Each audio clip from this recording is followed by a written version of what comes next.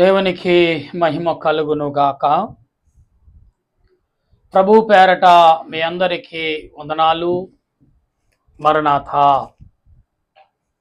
ప్రభునందు ప్రియ దేవుని సంగమా, దేవుని బిడ్డలారా, దేవుడు తన ఆత్మ చేత నింపి బలపరిచి సిద్ధపరిచిన జనాంగమా, ప్రభు పేరట మీ అందరికీ శుభములు మరొకసారి తెలియపరుస్తున్నాను. ప్రియులారా, దేవుడు తన ఆత్మను బట్టి, దేవుడు తన బలాన్ని బట్టి, దేవుడు తన క్రియలను బట్టి ఈరోజు నిన్ను నన్ను ఈ రీతిగా నిలబెట్టినందుకు దేవదేవునికి ఎంతగానో కృతజ్ఞతాస్తుతులు చెల్లించేవారమైనాం. ప్రియులారా, ఈ దినము పాఠము కొరకు ప్రార్థన చేసుకుందాం. ప్రార్థన. మహోన్నతుడా, మహాగణుడు అయిన మా పరలోక తండ్రి, వందనాలు, స్తుతులు, స్తోత్రాలు. ఈ సాయంకాల సమయంలో నీ నామాన్ని బట్టి, నీ వాక్యమును బట్టి మేము ప్రార్థిస్తుండగా, దేవా నీ సన్నిధి కాపుదల, నీ ఆత్మ నడిపింపును నాకు మాకు తోడుగా, రక్షణగా, మేలుకరముగా, దీవునికరముగా ఉంచి బలపరిచి నడిపించిన తండ్రి నీ కొందనాలు. నీ దాసుడిని నేను నీ ఎదుట నీ లేఖనముని చేతపట్టి నిలుచున్నాను. నిలుచున్నది నేనే గాని మాట్లాడేది నీవే. ఎందుకంటే నా తలంపులు, నా ఆలోచన మరుగు చేయండి. మీరే మీ తలంపులు, మీరే నాలోకి వచ్చి మీ తలంపులు, మీ ఉద్దేశాలు నెరవేర్చండి. నీ వాక్యముతో కట్టండి, నీ వాక్యముతో బలపరచండి. ఈ కడవరి దినాల్లో నీ బిడ్డలకు నీ మాటల ద్వారా నీ రాజ్యముకు మార్గము తెరవండి. నీ సన్నిధిలో నిలబెట్టండి. నీ వారసులుగా సిద్ధపరచమని ఆత్మరూపుడును రక్షణకర్త అయిన దేవదేవుని పరిశుద్ధమైన నామమున అడిగి బ్రతిమాలుచున్నాను పరమ తండ్రి. ఆమేన్. మన తండ్రి అయిన దేవుని సహాయము తోడుగా ఉండి ముందుకు నడిపించునుగాక. ఆమేన్. ప్రభునందు ప్రియ దేవుని బిడ్డలారా, మరొక పాఠములోకి ప్రవేశిస్తున్నాం. కీర్తన గ్రంథము 36వ అధ్యాయము మొదటి నుండి వచనాలు చదువుతున్నప్పుడు దావీదు తన క్రియలను బట్టి మాట్లాడుచున్న మాటలని మనం ఆలోచనలోకి తీసుకుందాం. చదువమ్మా. భక్తిహీనుల హృదయములను అతిక్రమము దేవోక్తి వలె పలుకుచున్నది. ప్రియులారా, భక్తిహీనులంటే దేవుడంటే తెలుసుండి నటించేవారు, దేవుడంటే తెలియని వారు, దేవుడే లేనని వారు. మూడు గుంపుల వారు ఎలాగున్నారంట? అతిశయ అంటే దేవునికి వ్యతిరేకముగా ఉన్నట్టుగా దేవుడు దాసుడు సెలవిచ్చుచున్నాడు. అలాగనే వాని దిష్టి ఎదుట దేవుని భయము బొత్తుగా లేదు. వాని దోషము బయలుపడి అసహాయముగా కనబడే వరకు అది వాణ్ణి దృష్టి ఎదుట వాని ముఖస్తుతి చేయుచున్నది. ప్రభునందు ప్రియ దేవుని బిడ్డలారా, ఇక్కడ దేవుని యొక్క మరి ముఖస్తుతి అన్నాడు. అంటే కనపరుచుకునుట. అంటే నిన్ను నీవు కనపరుచుకునే భాగ్యము నీకు కలిగిందంటే, కనపరుచుకునే అదృష్టం ఉన్నప్పుడు కూడా దాన్ని వినియోగించకుండా ఉన్నామని ఈ లేఖనం యొక్క ఈ మూడు వచనాల యొక్క సారాంశము కనబడుతుంది. కనపరుచుకునుట అంటే క్రైస్తవుడుగా, దేవుని బిడ్డగా, దేవుని రూపము కలిగిన వాడుగా, దేవుని సొత్తుగా, దేవుడి సృష్టించిన వాడిగా నువ్వు ఉన్నావా లేదు, అటు రీతిని ఒకవేళ ఉంటే ఎలాగూ కనపరుచుకుంటున్నావు అనేది దేవుని యొక్క ప్రశ్న. 4వ వచనంలో వాని నోటి మాటలను పాపమునకును కపటమునకును అస్వదమునకును బుద్ధి కలిగి ప్రవర్తింపను మేలు చేయను వాడు మానివేసి ఉన్నాడు. వాడు మంచం మీదనే. అమ్మ ఏ వచనం చదువుతున్నావు? అధ్యాయం ఏంటి? కీర్తన గ్రంథం 36. చదువమ్మా. వాడు మంచము మీదనే పాప యోచనను యోచించును. వాడు కాని నడతలు నడుచువాడు చెడుతనము వానికి. దేవుని బిడ్డలారా మరొకసారి చూడమ్మా, వచనం ఏం చదువుతున్నావు? కీర్తన 36 వచనం చదువుతున్నావు కదా. కానీ దేవుని యొక్క విశేషను బట్టి మనం ఒకసారి ఆలోచించాలి. పాప ఆలోచన అంటున్నాడు. ప్రియులారా, దేవుని యొక్క వాక్యములో అలాగే 5వ వచనం చదువమ్మా. యెహోవా నీ కృప, యెహోవా నీ కృప ఆకాశమునంటుచున్నది, నీ సత్య సందత్వము అంతరిక్షము అమ్మా అంటుచున్నది.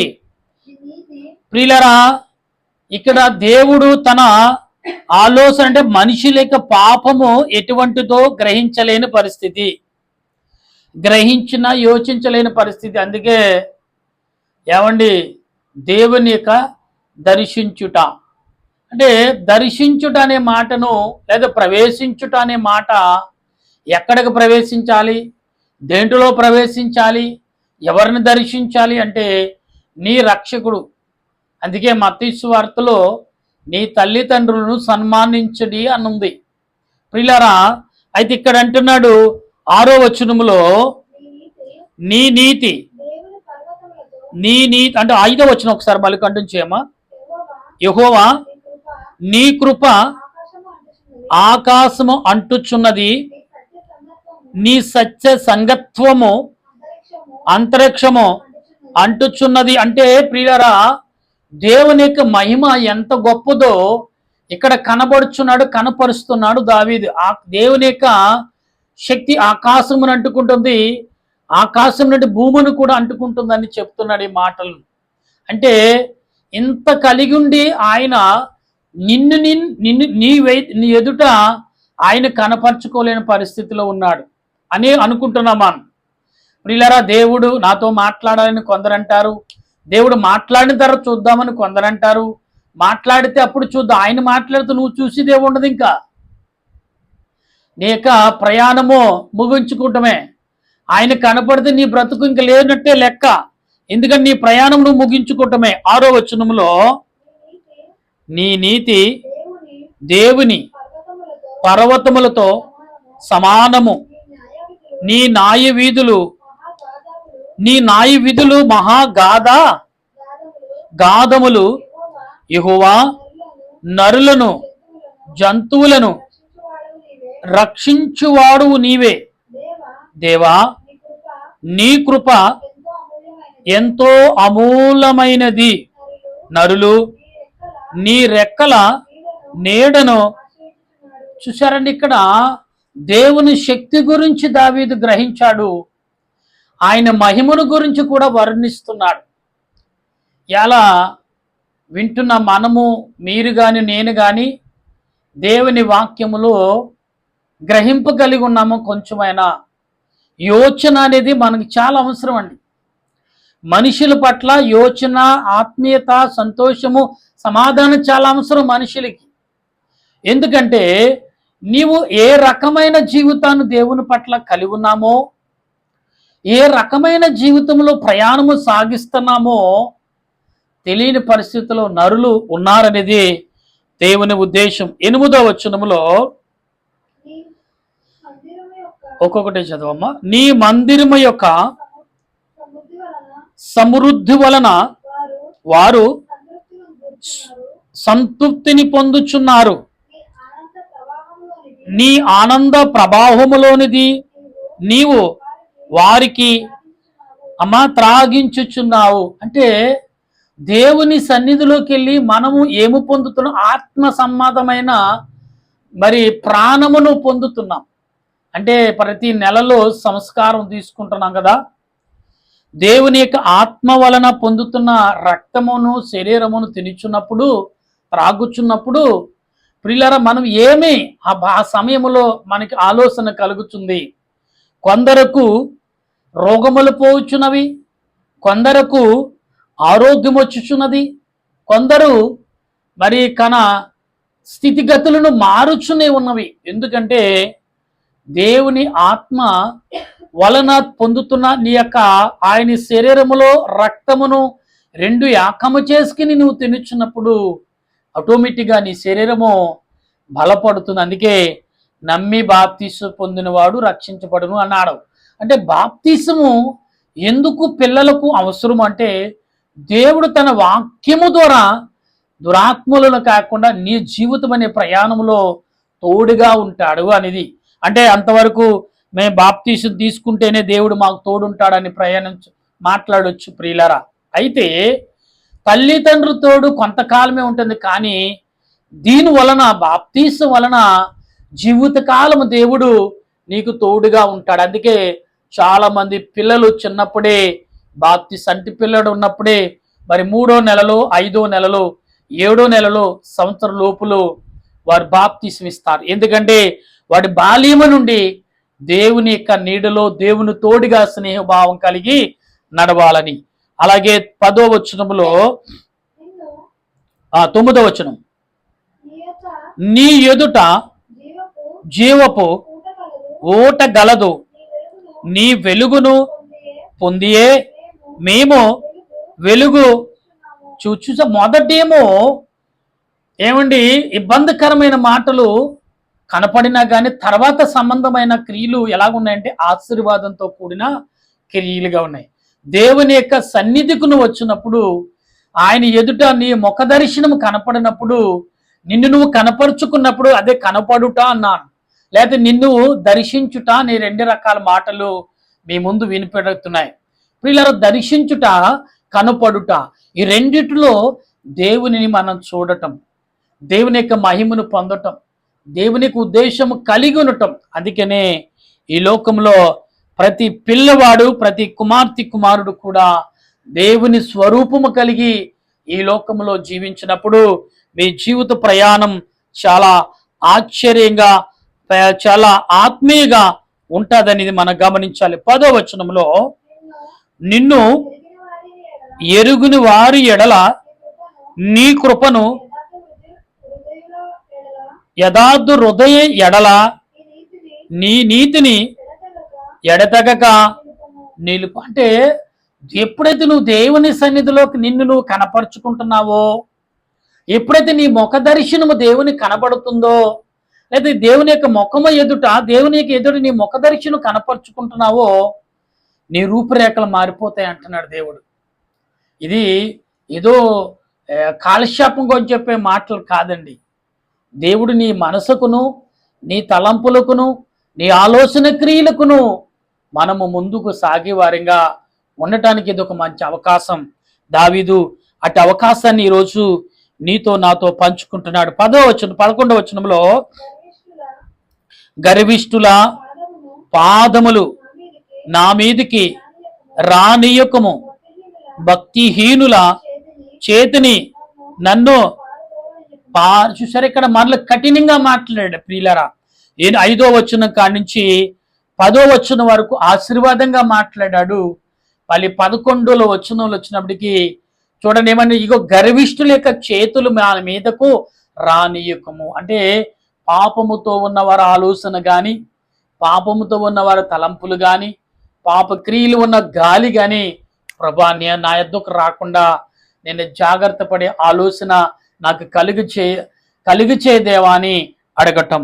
12వ వచనములో, అదుగో పాపము చేయవారు అక్కడ పడి ఉన్నారు, లేవలేకుండా వారు పడద్రోయబడి ఉన్నారు. చూసారా, అదుగో పాపము చేయించి ఉన్నవారు అక్కడ పడి ఉన్నారు, లేగలేక ఉన్నారంట.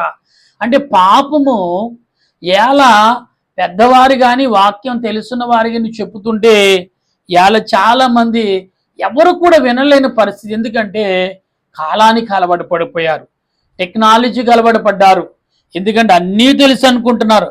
కానీ కొంత జ్ఞానము లోకం వరకే.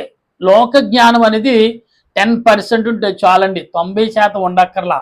ఎందుకంటే 90% ఉన్నదంటే నీవు దేవుని పనుక వాడబడతావు.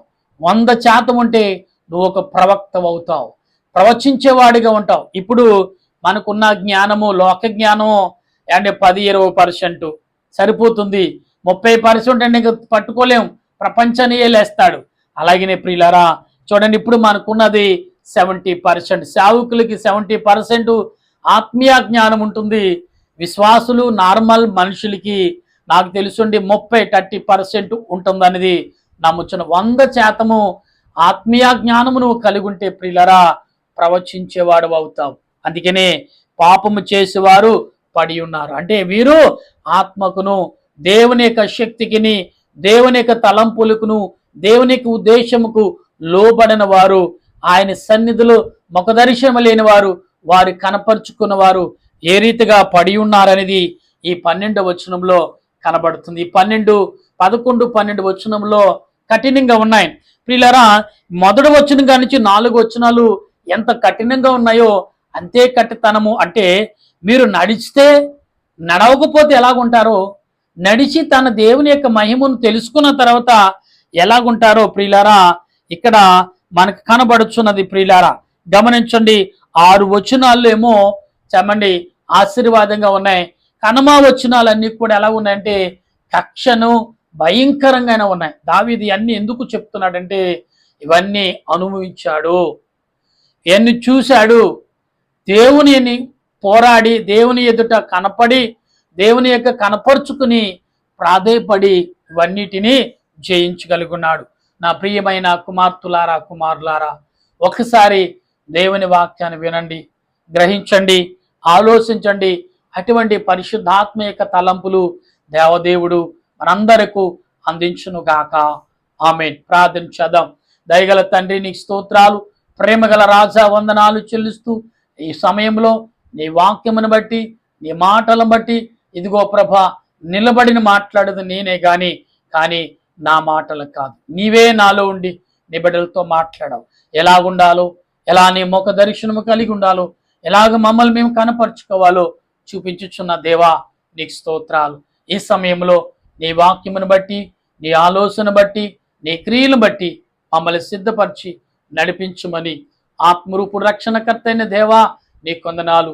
మా దేశ ప్రజలు, ప్రపంచ ప్రజలు నాయన, మా దేశ మిలిటరీ వారు, మా దేశ పోలీస్ శాఖ వారు, మా దేశ యొక్క డాక్టర్లు, నర్సులు, పారిశుద్ధ వారు, కార్మికులు, రైతులు, ఇలాగెందరో ప్రభా వారి వారి పనులు చేయుచున్న వారు, వారి వృత్తులను, వారి ఉద్యోగాలను వారి తన నిర్వర్తించుచున్న వారు ఉదయకాలం ఇప్పటి వరకు వారి ప్రయాణంలో, వారి పనుల్లో, వారి ఆలోచనలో, వారి యొక్క నాయన ఆలోచన క్రియలలో, వారి చేతి పని విషయంలో మీరు తోడుగా ఉన్నారని, సాతాను క్రియలకును సాతాను అనుచరులకును లోబడక పాపము చేసిన వారు ఇలాగ పడి ఉన్నారు, లేగలేక పడి ఉన్నారన్నారు ప్రభా. పాపము విచ్చలవిడిగా లోకములో మనుషుల మధ్యన అల్లాడుతుంది ప్రభా.